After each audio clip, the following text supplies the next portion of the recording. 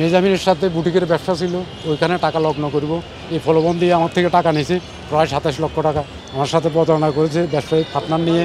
এই কারণে আমি কোর্টে মামলা করেছি, কোর্ট ওয়ারেন্ট জারি করেছে। আমি মহামান্য আদালতের কাছে ন্যায় বিচার প্রার্থনা করি।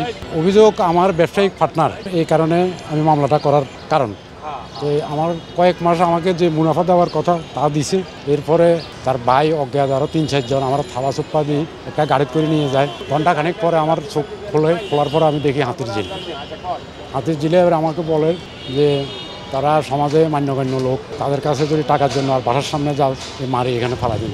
এরপরে আমি মামলা করার প্রস্তুতি নিই। বাটারা থানায় যাই ভিডিও ফুটেজের জন্য, তারপর হাতির ঝিল থানায় যাই, গোলশান থানায় যাই, এবং কি সব ওসি সাহেবের সাথে আমার কথা হয়েছে। কালকেও বাটারা থানার ওসি সাহেবের সাথে আমার কথা হয়েছে।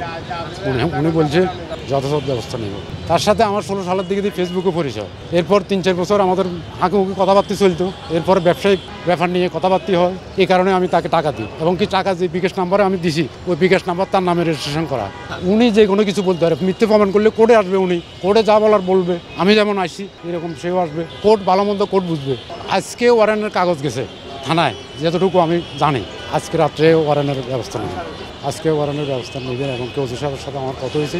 আজকে বাসা তারা তল্লাশি চালাবে। না না না, ব্যক্তিগতভাবে আমি ব্যবসা করি ফেনীতে, আমার বাড়ি ফেনী। আমার নাম আমিরুল ইসলাম, ফেনী। জি, ফেনী সদরে আমার বাড়ি। তার ভাই জড়িত হয়েছে, যে আমার থাপা চপ্পটে দিয়ে গাড়িতে উঠেছে, তখন থেকে তার ভাই জড়িত।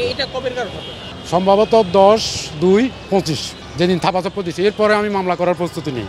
মামলা প্রায় 7-8 মাস